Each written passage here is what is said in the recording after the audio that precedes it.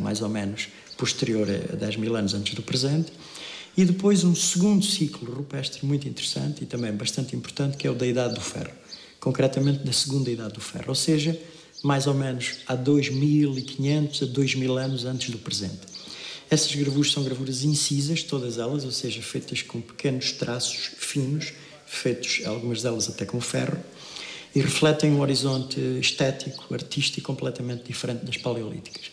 Enquanto na arte paleolítica a fauna, os animais, são a temática principal, na Idade do Ferro o homem é já o centro da ação. Posteriormente à Idade do Ferro temos também um núcleo de gravuras muito interessante do período histórico, mais ou menos a partir do século XVI até o século XX. E isto são os grandes ciclos aqui do Coa, que se distribuem, também é importante dizê-lo, por cerca de 1000 rochas, distribuídas por 67 sítios. Isto, de facto, faz deste sítio o mais importante testemunho rupestre no nosso país e, de uma maneira geral, na Península Ibérica. Então há várias histórias que podemos contar com base nesta cena que aqui está. A primeira é muito simples. Primeiro, o macho está a olhar para a frente, depois está a olhar para trás. Neste caso, temos primeiro uma ação que se inicia e uma ação que decorre depois dessa. É uma história, é uma narrativa. Estou aqui a contar qualquer coisa. É uma história muito simples, pois, não é um romance. Mas primeiro está a olhar para a frente, depois está a olhar para trás. E então faz-nos pensar noutra coisa, que é a capacidade de contar histórias.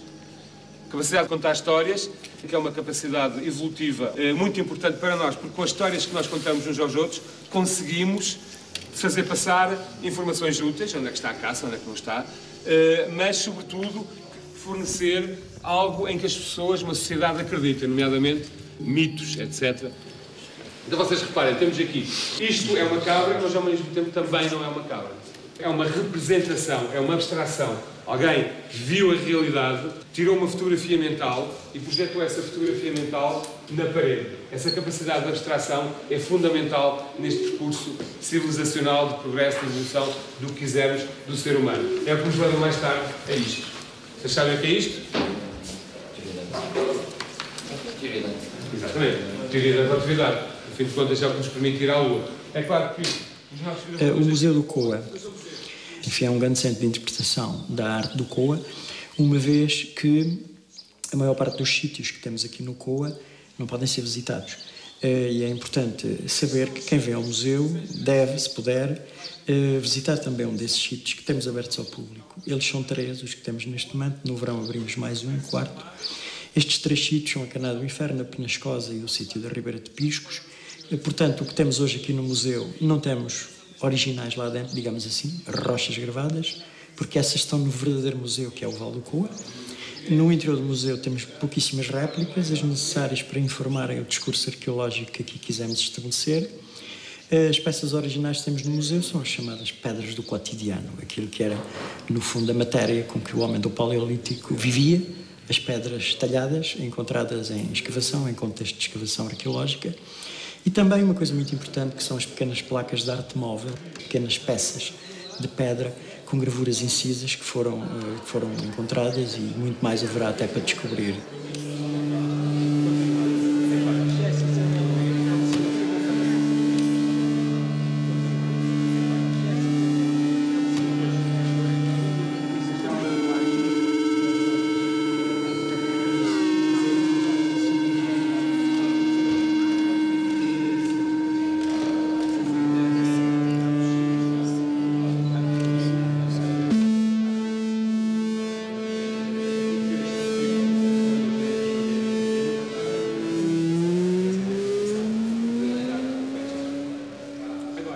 Este lado da arqueologia experimental é que é muito mais fácil mostrar como é que se fazia o fogo, como é que faziam as armas, como é que caçavam, como é que gravavam. É um lado muito mais fácil com um objeto arqueológico dentro de uma vitrine. Qual é o interesse desta arqueologia experimental? Primeiro é perceber a morfologia dos utensílios, porque que a morfologia desta unidade é assim, é, sobretudo, perceber como é que foram realizados. É perceber que para realizarem um utensílio deste é preciso produzir muitas pequenas lascas deste.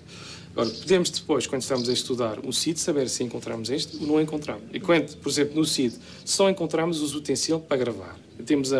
Temos uma demonstração que estes utensílios não foram produzidos no CID que foi escavado, mas foram produzidos no outro. E foram trazidos e foram deixado neste acampamento. Tudo que temos aqui, o objetivo não é fazer réplicas, mas é perceber qual era a utilização de cada um dos utensílios. Perceber o que é que funciona e o que não funciona. Pois, este é o lado do conhecimento, como é que chegámos a esta conclusão. Temos de explicar porque é que no museu apresentámos o certo tipo de utensílio em função do estado da experimentação. Quer dizer que temos duas fases. Uma é como é que chegámos ao conhecimento e a outra o que é que podemos mostrar e que não podemos mostrar. No museu há sempre um limite. O que é que conseguimos reconstituir e que não conseguimos reconstituir. Com um limite que se uma pessoa só apresentava a certeza, o Museu de Arqueologia ficava muito pobre. É preciso sempre ir um bocadinho mais longe entre o provável que é possível. Durante a concepção e construção deste museu, uma equipa transdisciplinar definiu que conceitos como imagem, arte, cultura, território e paisagem seriam os fios organizadores deste museu. Os arqueólogos, ao mesmo tempo que encontravam as gravuras, dialogavam com arquitetos na procura de estratégias de comunicação deste imenso imaginário. E, em paralelo, historiadores e filósofos pensavam as pontes que a arte de um tempo tão distante continua a estabelecer com o nosso tempo. Pronto, alguns já estiveram nos computadores a ver que há mais informação mais níveis de informação, quer sobre a região.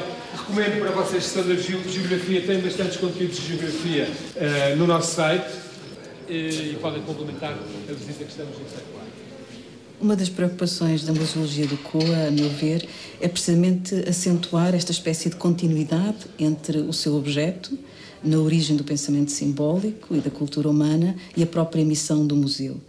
Porque as gravuras rupestres do Paleolítico são, como se sabe, um dos primeiros gestos de evidência de pensamento simbólico na espécie humana e, sobretudo, um dos primeiros gestos de inscrição, muitos milhares de anos antes da própria invenção da escrita, o que mostra precisamente essa vontade de perdurar de alguma forma e de transmitir, ou seja, são uma evidência dos primórdios da linguagem e da imagem na cultura.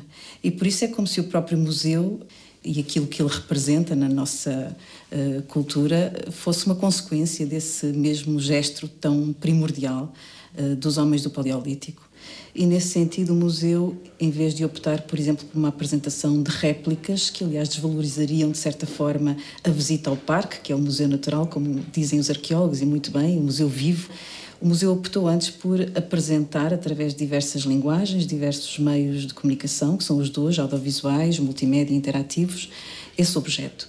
O que faz todo o sentido, porque, de algum modo, o significado dessas gravuras, ainda que, claro, que os arqueólogos possam hoje dizer-nos muita coisa sobre elas, permanece de algum modo enigmático. E eu diria que é na recepção que os nossos olhos e os nossos meios contemporâneos fazem hoje dessas gravuras que elas voltam a adquirir significado. Um pouco como as estrelas, que não sabemos já se desapareceram ou não e que podem já não viver senão no nosso olhar contemporâneo, tendo desaparecido há milhares de anos. Esta é uma imagem belíssima, a meu ver, para falar desta relação entre o arcaico e o contemporâneo.